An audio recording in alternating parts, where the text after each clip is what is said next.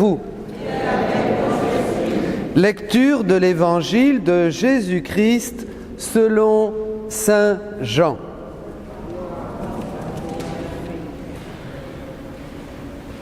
En ce temps-là, il y avait quelques Grecs parmi ceux qui étaient montés à Jérusalem pour adorer Dieu pendant la fête de la Pâque. Ils abordèrent Philippe, qui était de Bethsaïde en Galilée, et lui firent cette demande: « Nous voudrions voir Jésus. » Philippe va le dire à André, et tous deux vont le dire à Jésus. Alors Jésus leur déclare: « L'heure est venue, où le Fils de l'homme doit être glorifié. Amen, amen, je vous le dis, si le grain de blé tombé en terre ne meurt pas, il reste seul. Mais s'il meurt, il porte beaucoup de fruits. Qui aime sa vie, la perd. Qui s'en détache en ce monde, la gardera pour la vie éternelle. Si quelqu'un veut me servir, qu'il me suive. Et là où moi je suis, là aussi sera mon serviteur. Si quelqu'un me sert, mon Père l'honorera. Maintenant mon âme est bouleversée. Que vais-je dire? Père, sauve-moi de cette heure. Mais non, c'est pour cela que je suis parvenu à cette heure-ci. Père, glorifie ton nom. Alors du ciel vint une voix qui disait: Je l'ai glorifié et je le glorifierai encore. En l'entendant, la foule qui se tenait là disait que c'était un coup de tonnerre. D'autres disaient: C'est un ange qui lui a parlé. Mais Jésus leur répondit: Ce n'est pas pour moi qu'il y eut cette voix, mais pour vous. Maintenant a lieu le jugement de ce monde. Maintenant, le prince de ce monde va être jeté dehors. Et moi, quand j'aurai été élevé de terre, j'attirerai à moi tous les hommes. Il signifiait par là de quel genre de mort il allait mourir. Acclamons la parole de Dieu. Louange à toi, Seigneur Jésus.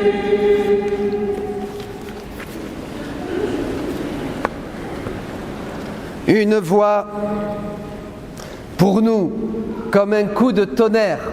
Ça serait formidable, non?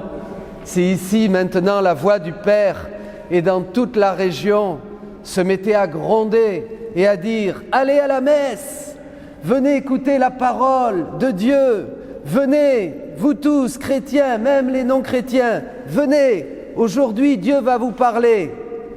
Mon fils bien-aimé, formidable. Je ne peux m'empêcher, en lisant ce texte de saint Jean au chapitre 12, m'a toujours beaucoup marqué. Ces gens, ces Grecs, ils disent: nous voulons voir Jésus. Et je me rappelle toujours, pardonnez-moi, ce petit témoignage personnel, quand j'avais 22 ans en Australie et que je suis rentré pour la première fois dans une église vide. Et là, j'ai été saisi par la présence du Christ qui était dans le tabernacle. Je ne le connaissais pas, j'étais rentré par hasard. Vous voyez, comme ça, parce que bon, le supermarché était fermé, je faisais un tour, à l'autre bout du monde, et j'ai été saisi par Jésus, vivant dans le tabernacle. Je ne savais même pas. Il ne manquait que la vision de Dieu. Mais ça m'a suffi. J'ai été voir un prêtre et il m'a donné la vision de Dieu. Il m'a donné une Bible et il m'a dit: lis là, et tu comprendras. Voilà, l'heure était venue, voyez. Et l'heure vient pour chacun d'entre nous, et elle vient pour Jésus. Je vais toucher 3 points. D'abord, l'heure du Christ, l'heure est venue. Ensuite, préférer Jésus, c'est-à-dire haïr sa vie. C'est pas qu'il faut haïr bêtement ce que nous vivons, puisque tout nous vient de Dieu, bien sûr. Même les bonnes et belles choses que Dieu veut que nous profitions, dont Dieu veut que nous profitions avec lui, et finalement être disciples, aller parler aux autres, les amener à Jésus. Bien, l'heure est venue. Vous vous rappelez, à Cana, Jésus dit à Marie: quand elle lui demande de faire le miracle, « Mon heure n'est pas encore venue, que me veux-tu, femme ?» Mais là, que des païens demandent de voir Jésus, il commence à dire « Mon heure vient, elle est venue, et puis après elle sera là, à Gethsémanée, juste avant. » C'est l'heure de quoi? C'est l'heure de sa glorification. Il le dit à la fin, la glorification, c'est-à-dire sa mort sur la croix et sa résurrection. Mais d'abord sa mort sur la croix. Pourquoi? Parce que là où Dieu nous exprime le plus sa gloire, la gloire du ciel, on dirait c'est contradictoire. Nous aujourd'hui on cherche des phénomènes, on cherche des choses qui vous font rentrer dans une extase comme les gens du monde, à travers des moyens de communication, à travers des choses extraordinaires. On veut que ça flash, vous savez? Eh bien pas du tout. Le grand flash de Dieu, c'est sa glorification et c'est à travers sa mort sur la croix. Pourquoi? Parce que c'est complètement fou que l'amour infini de Dieu pour les hommes se manifeste dans la personne de Jésus crucifié. Il n'y a rien de plus grand, il n'y a rien de plus beau. C'est là que l'Église, pendant des siècles, contemplera le mystère de l'amour de Dieu. Comme nous le disions dimanche dernier, vous vous rappelez, Dieu a tant aimé le monde qu'il a envoyé son Fils unique. Donc, la croix de Jésus est le lieu maximum, la maxima manifestation de sa gloire. Et la réponse de ce sacrifice du Christ, eh bien, ça sera le feu qui le consume sur l'autel de la croix et sera le jaillissement de la lumière de la résurrection. Donc c'est inséparable, bien sûr, la croix et la résurrection. Mais l'heure est venue. Ces Grecs veulent voir Jésus. Et alors là, c'est très important parce que pour nous en Carême, c'est à vous tous, c'est le temps favorable pour laisser libérer en nous ce désir de Dieu. Il n'y a que l'homme qui désire Dieu sur la terre. Les chats, les chiens, les oiseaux, non. Les plantes, les arbres louent Dieu et sont tous orientés dans cette louange muette et silencieuse vers le ciel, bien sûr. Mais l'homme, seulement créé à l'image et à la ressemblance de Dieu, désire Dieu. Et quand ce désir de Dieu n'est pas orienté par celui qui est le chemin, la vérité et la vie, Jean 14, eh bien, ça tombe, ça dévie, on part en vrille. Diabolos, c'est-à-dire diabolos devient diable. La flèche devait aller droit, devant, retourner vers le Père.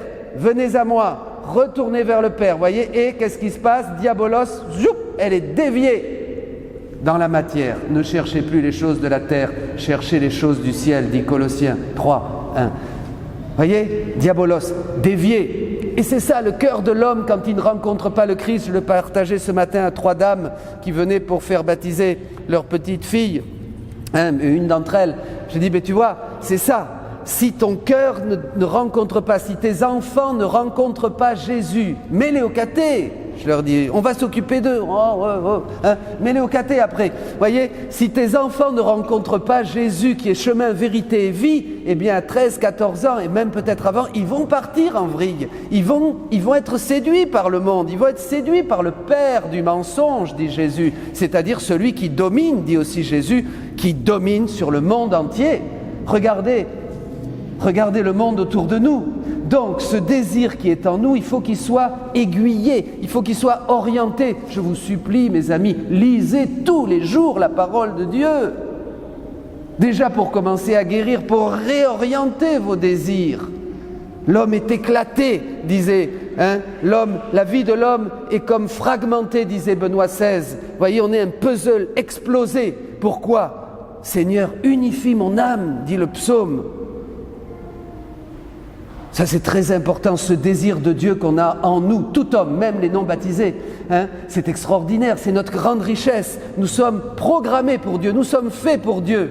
La gloire de Dieu, c'est l'homme vivant, et la vie de l'homme, c'est la vision de Dieu, disait saint Irénée déjà, ce grand docteur de l'Église du IIe siècle. La vie de l'homme, c'est la vision de Dieu. Nous sommes faits pour voir Dieu. Et vous allez voir Dieu. Pensez que bientôt vous serez avec Dieu. Moi j'aime bien me rappeler ça. Je me le dis tous les jours, plusieurs fois par jour, bientôt je serai avec toi, bientôt je serai avec toi, enfin je serai libre, enfin je verrai ta gloire, enfin je jouirai infiniment avec tous les saints de cette gloire infinie du ciel. Mais bien sûr, voyez, c'est ça. Et je passe au deuxième point qui est très important. Est-ce que tu préfères vraiment voir Dieu ou tu préfères t'enliser dans le monde? Pourquoi on n'a pas ce désir de voir Dieu en nous? Parce qu'on est englué dans la matière, dans l'immédiateté, dans le sensible, dans les caprices de notre nature humaine qui est bien sûr tombée bien bas et bien triste, dans notre âme qui a besoin de cette eau vive de l'esprit. Voyez, on ne désire plus Dieu. Un malade. Allez proposer à un malade un gros steak garni avec des pommes frites, de la salade et tout ça. Il est malade. Il a une gastro. Ou une grippe carabinée, enfin il est mal foutu à en mourir. Il va, il me dit non, sors-moi ça, je ne veux pas manger, je ne suis pas bien, tu vois, amène-moi un bouillon, un bouillon de poule. Vous voyez, quelque chose comme ça. Il est malade, c'est normal. C'est exactement la même chose dans la vie spirituelle. Là, je vous donne même un truc, un baromètre, pour voir si vous êtes en bonne santé, vous voyez. Vous avez une consultation générale et c'est gratuit. Tout le monde est invité. Voilà, je vais vous donner une petite recette à la fin, une ordonnance. Voilà, c'est très simple. Est-ce que vraiment vous désirez Dieu? Ou est-ce que je vous propose maintenant ce que je vous propose, la vision de Dieu, la gloire de Dieu, la parole de Dieu, l'Eucharistie, la prière, la pénitence, tous ensemble à louer Dieu? Oui, on va y penser. Vous êtes malade. Pas drôle. C'est pas drôle. Et oui, beaucoup de gens qui vont à l'église le dimanche, ils sont malades. Ils viennent là, mais dans la semaine, c'est comme me disait une jeune femme, oui, on va faire notre Pâques. Alors on va faire notre Pâques, voilà, on va se confesser, on va faire la Pâques, et puis après, point barre, jusqu'à l'année prochaine, on va s'occuper de Jésus là pour la fête de Pâques. C'est pas vrai?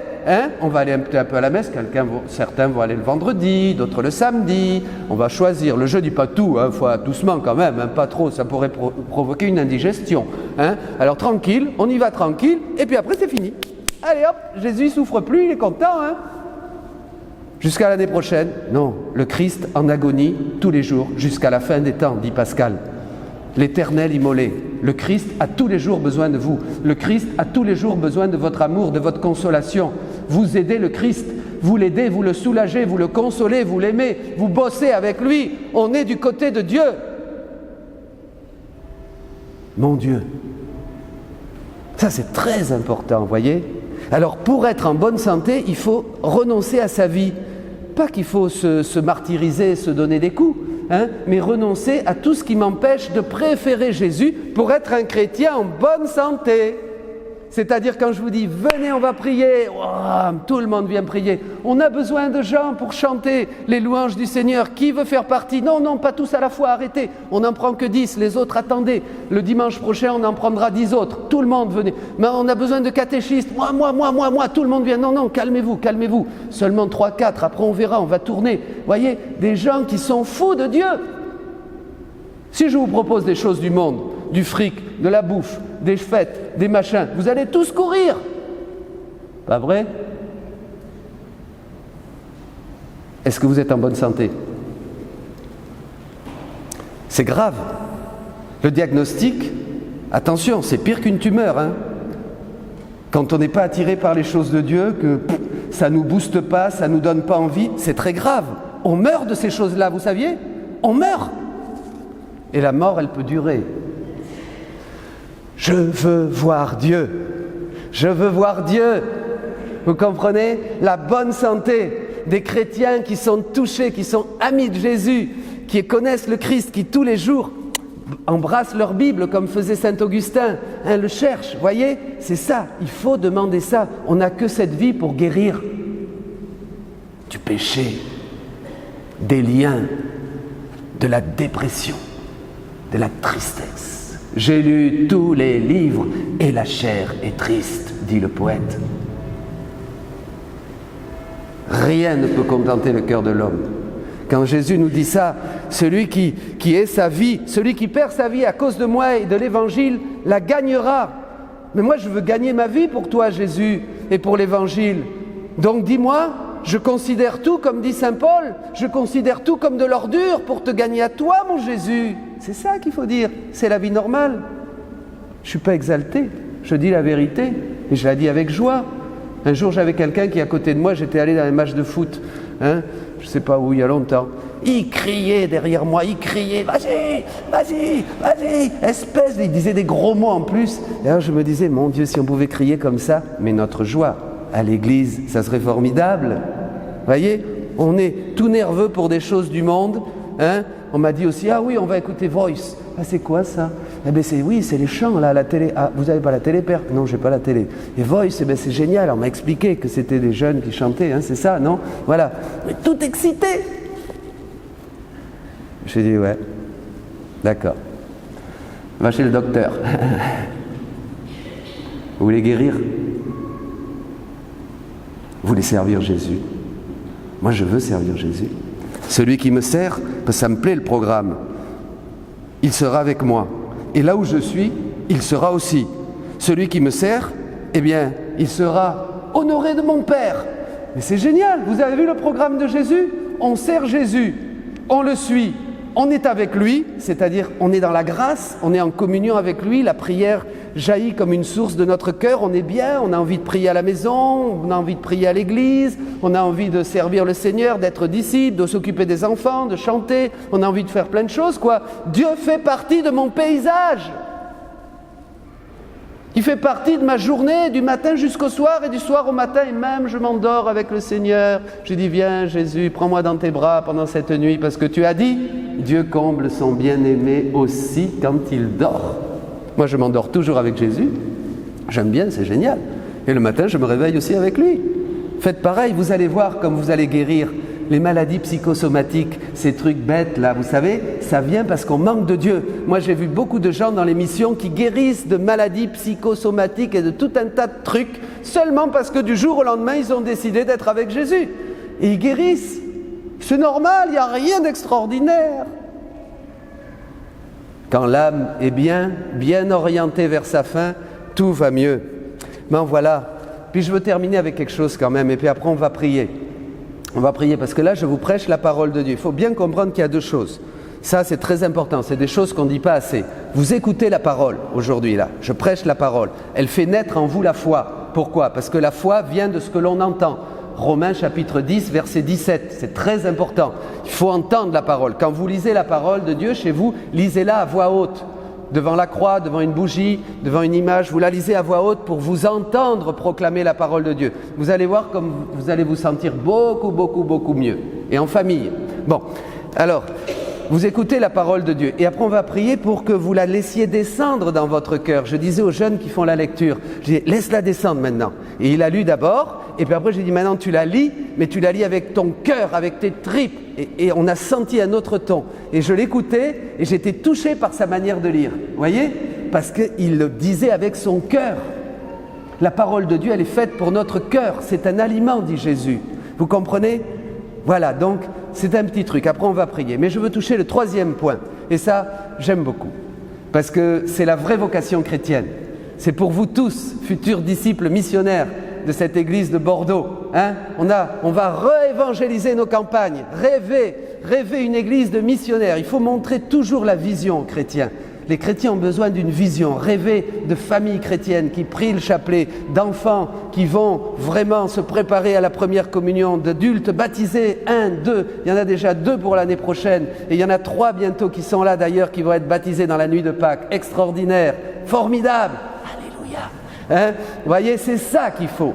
Une église missionnaire, une église qui rayonne la joie du Christ, parce que nous voyons déjà Dieu dans l'obscurité de la foi. Jean de la Croix dit d'ailleurs que voir Dieu ou croire en Dieu, c'est la même chose, parce que dans la foi, on touche la substance même de l'être divin. On entre, la foi nous fait pénétrer dans le divin. Bon, on en parlera une autre fois. Le troisième point. Vous avez vu ce qui se passe? Il y a ces Grecs qui sont là, et ils disent, on veut voir Jésus. Et alors, bon, alors attention évidemment, vous savez, chasse gardée. Jésus, il était entouré des disciples. Même un jour, il y a des enfants qui ont voulu s'approcher de lui et les disciples les rabrouaient, vous vous rappelez? Ils les ont envoyés bouler. Jésus a dit, mais arrêtez là les gars, qu'est-ce que vous faites? Laissez venir à moi les petits enfants. Vous ne savez pas que si vous n'avez pas un cœur d'enfant, vous n'entrerez pas dans le royaume de Dieu? Hop, catéchèse du Seigneur sur le cœur d'enfant. Fermons la parenthèse. Alors donc Jésus était protégé. Alors des Grecs, vous imaginez, c'est-à-dire des craignants Dieu, des gens qui n'étaient même pas juifs, parce qu'évidemment, ils n'avaient pas fait le saut de la circoncision. Il y avait beaucoup de craignants Dieu qui aimaient le judaïsme, mais pour faire le saut à la circoncision, on y pensait 2 fois, vous me comprenez, sans détail. Bon, alors, qu'est-ce qui se passait? Évidemment, ces gens-là, s'il y avait une chasse gardée. Et alors, bon, le Seigneur leur dit, écoutez, laissez, qu'est-ce qu'ils veulent? Pierre était par là, Philippe, André. Philippe va voir André et il l'amène. C'est ça le boulot des disciples. Combien de personnes vous avez touché par votre témoignage cette semaine? À combien de personnes vous avez parlé de Jésus? Je suis concret maintenant. Parce que la finalité du chrétien, c'est d'être un disciple. Si on n'est pas disciple, on n'est que dalle. Je dis la vérité, pardonnez-moi, ça peut déranger, ça dérange, mais je dis la vérité. Si on n'est pas disciple, on n'est rien. Disciple, ça veut dire ami de Jésus, à l'écoute de sa parole. Le Christ ne vient pas pour qu'on nous toucher dans nos cœurs, pour qu'on aille porter un cierge à sa maman. Il est très honoré quand on va porter un cierge à Marie, bien sûr, mais il veut surtout notre cœur. Il veut qu'on l'écoute, il veut être le maître et le Seigneur de nos vies. Pourquoi? Parce qu'il est Dieu.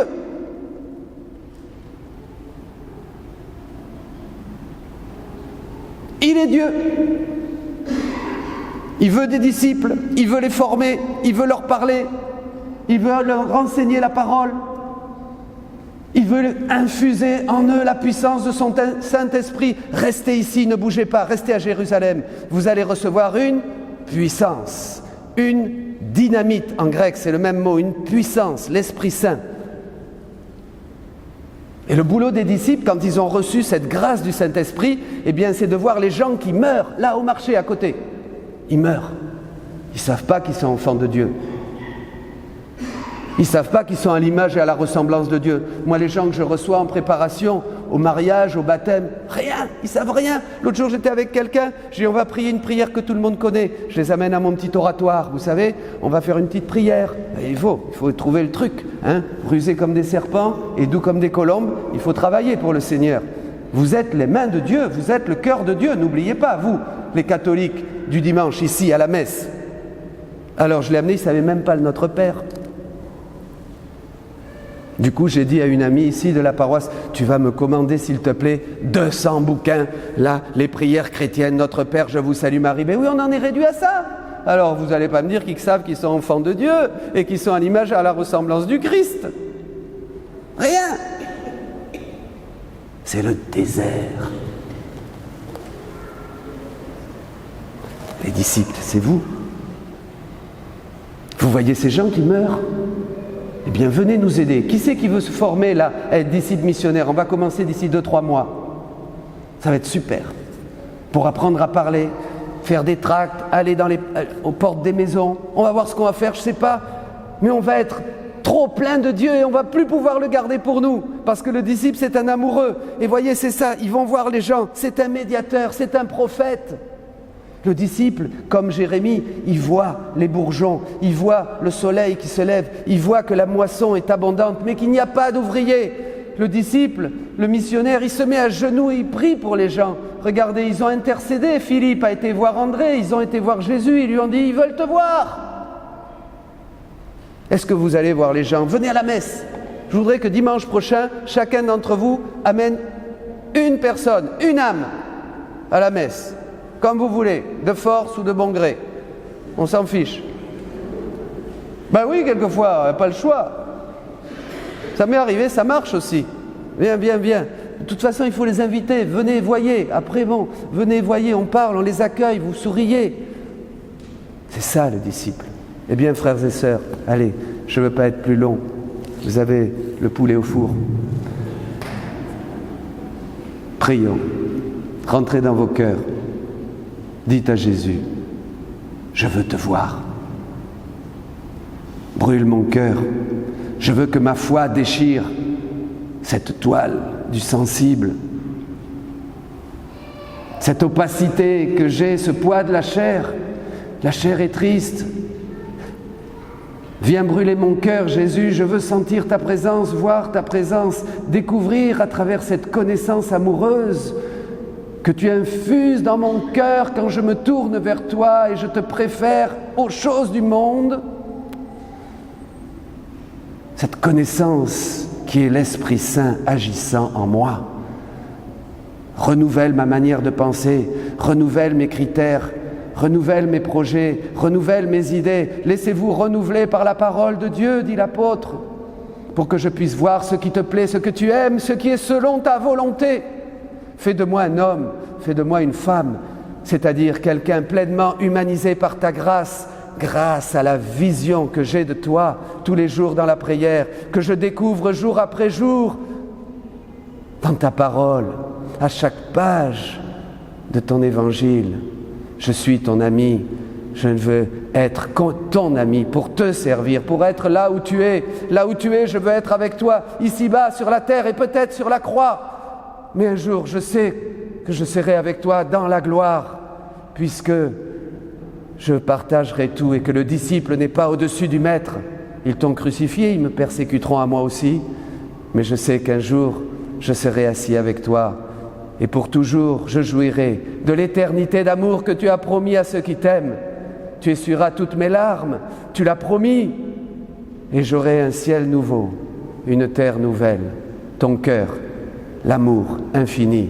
Seigneur, fais de moi un disciple, fais de moi un missionnaire, mais ici, sur terre, par la foi, fais de moi un amoureux de ton cœur. Amen.